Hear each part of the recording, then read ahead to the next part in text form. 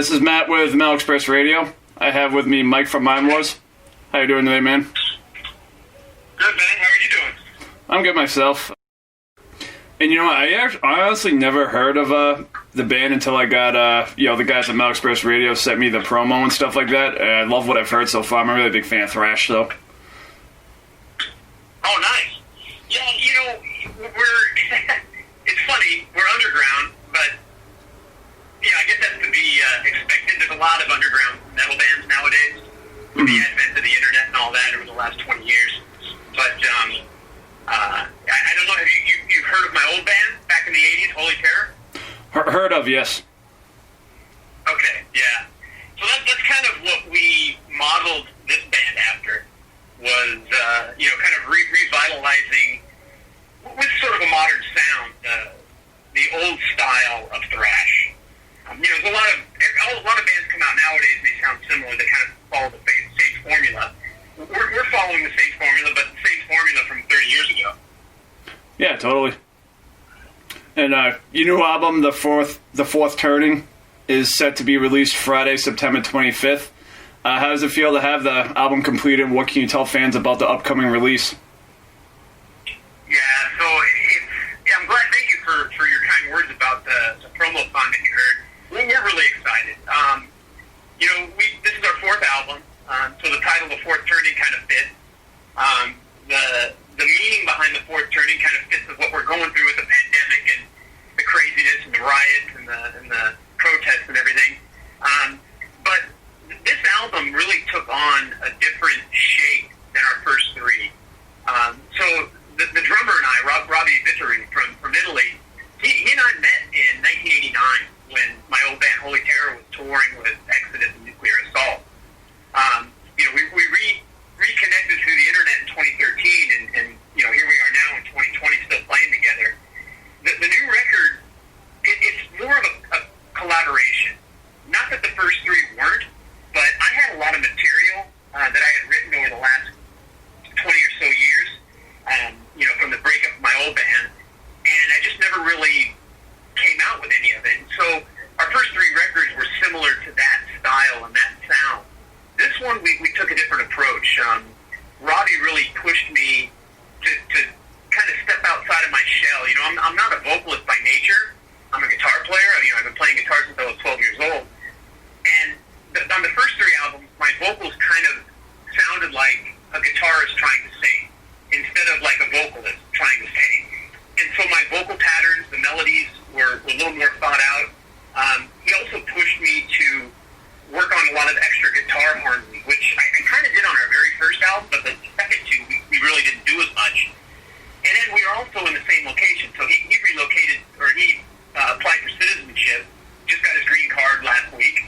And it enabled us to rehearse together more. Now, our bass player was still in Italy, so it was just the two of us, but it was more of a collaboration in terms of the writing process. And so this record is heavier, it's just as fast, maybe a little bit faster, and the mid-tempo songs are just earth-shaking heavy. Where some of our mid-tempo songs on the other album were a little more, just kind of heavy rock as opposed to really heavy thrash. So we're really happy with it. We're excited about the release coming up in September, like you mentioned. With this being the band's fourth album, have you noticed the band progressing in regards to writing and recording together? Yeah, by far. As I kind of said already, when we recorded our first three albums, we did it all separately. Robbie was still in Italy. He recorded all his drums on the first three albums in Italy. With this one, I was actually in the studio with him when he was recording his drums. And when you're doing that sort of process, you hear things differently, right? So if the band is together and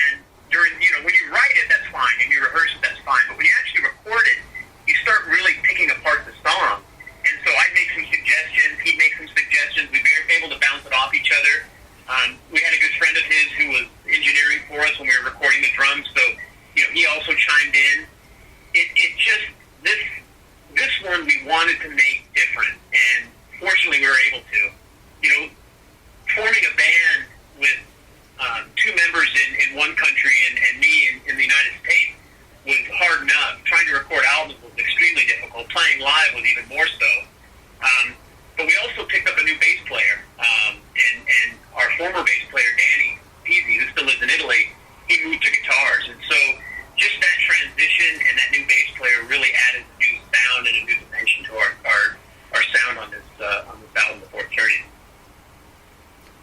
How did it come about covering Criminally Insane by Slayer?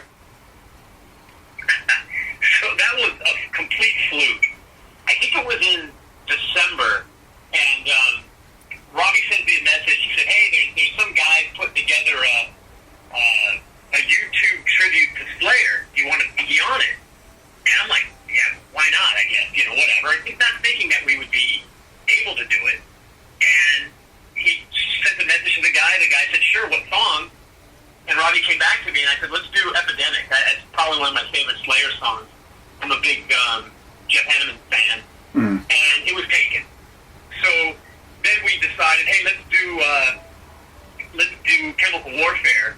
And I thought that was good, but when I listened to it, it reminded me that the song is over 6 minutes long, and I definitely didn't want to do something too drawn out. And so then we settled on Criminally Insane, and so we recorded it in like a week in January, and it came out pretty good. We thought it was really solid, and we sent it to the guy, and I think he put it out on YouTube. I don't know what happened to that whole thing. And so when it came to working on material for The Fourth Turning, we thought, what the heck, let's throw it as a bonus track. And so I reached out to Dissonance Productions, who's putting out our album, and said, hey, would you mind if we put on a Slayer cover as a bonus track? And they said, absolutely, let's do it. And so it was kind of really just by accident. If it wasn't for those guys doing that online tribute, we definitely wouldn't have thought about it. Oh, no kidding. Any song in particular you would recommend a fan to check out first off the new album? Yeah, that's a great question. Not that I like all the material that we've written on the prior albums, but there were definitely some filler songs on the first three. I can honestly say I don't think there's any filler song on The Fourth Turning. So I guess if I had to recommend one, it would be for the pure thrash guys. I would say The Awakening, which is the opening track. It's got some mid-tempo breaks in it, but it is balls-out thrash. I mean, I think it's probably 220 BPM, maybe even more than that. If someone is more inclined with kind of a heavier mid-tempo, then I guess I would say the System would be that song. But if you're just looking for pure-out thrash, it would be The Awakening. How have you and the band kept busy during the pandemic? So it's been tough. Robbie is an Uber driver, and I think he's putting in 250 miles a day every day of the week. So he's been extremely busy with that. I have a day job. I work for a water utility, so fortunately, I haven't been displaced too much. I guess providing water to people is an essential duty, so essential service. So I've been fortunate enough to maintain my job. I did do some quarantining up early on in March, and I was messing around on social media, and I was doing some live videos and things. We didn't practice at all. In fact, I'm in the rehearsal studio right now down in Santa Ana with Robbie. So this is our first time actually run through these songs since we recorded them. We recorded the drums last year, recorded the guitars earlier, and bass earlier this year. But it's I try to stay home as much as I can. It's just a strange time, and my unfortunately both my parents are passed, but I am very respectful for people that have or live with their parents that are older, and I don't want to impose any of my beliefs or anything like that, and I just try to do the right thing and stay safe with everything. Very sorry about your parents. Thanks, man. Thanks. What do you see happening with the band when it's safe enough to tour? Well, we've managed to play quite a few shows, even though Danny still lives in Italy. Having Rick, our new bass player, gives us the opportunity to play a lot more here. Now, we would play with just one guitarist, but we could still do it. We did manage to play quite a few shows in Europe. I think it was back in 2016. hopeful with this album that we get picked up on some kind of opening slot for a thrash band. You know, I'd love to play with a band like Death Angel or something like that.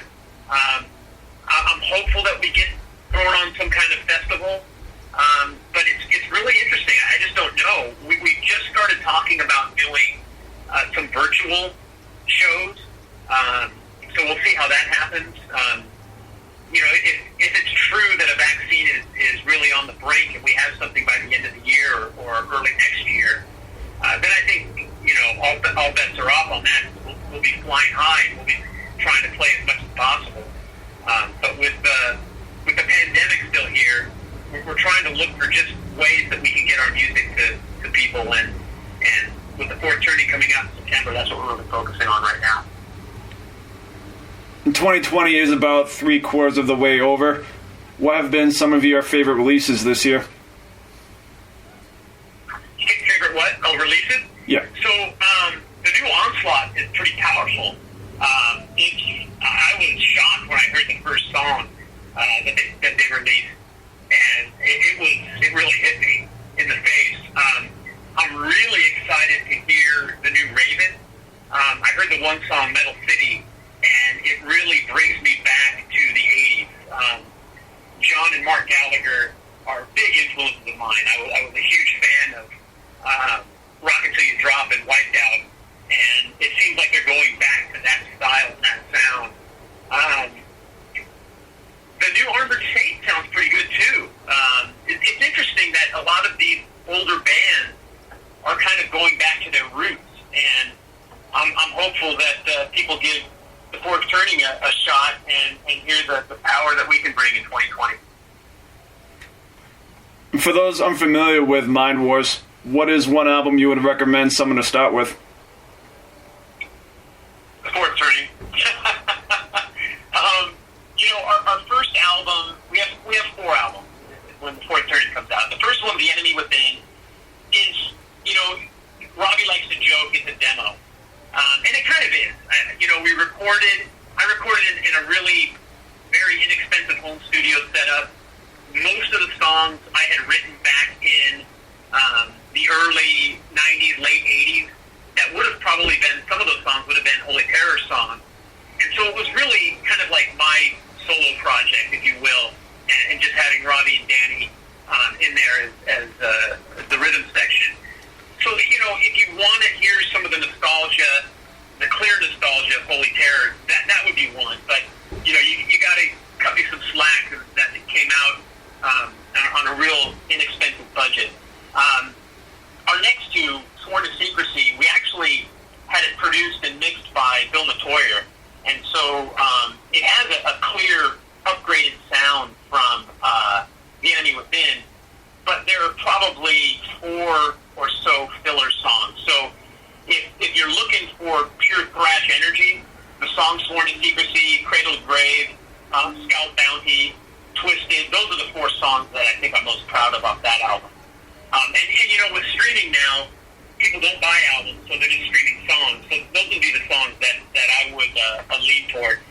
You know, our third album, Do Unto Others, it was good, but it was produced by a friend of mine, and he really went for more of an analog sort of 80s sound, which I like, but it definitely lacks the power that the fourth turning has. And so I guess I would recommend maybe there's a song called The Fourth Turning off of Do Unto Others. It was, you know, something that I was reading about at the time I wrote that song, and so that's what the song's about. And then we decided on naming this album that because of everything we're going through.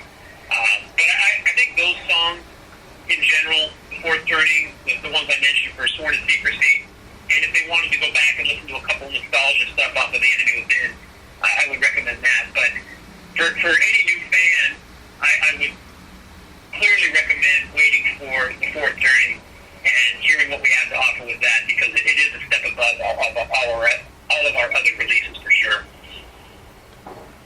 Right now, if there's nothing that we've gone over that you like to throw in, go right ahead. Just, you know, thanks to guys like you, Metal Express, and everybody across the world that are trying to keep metal alive.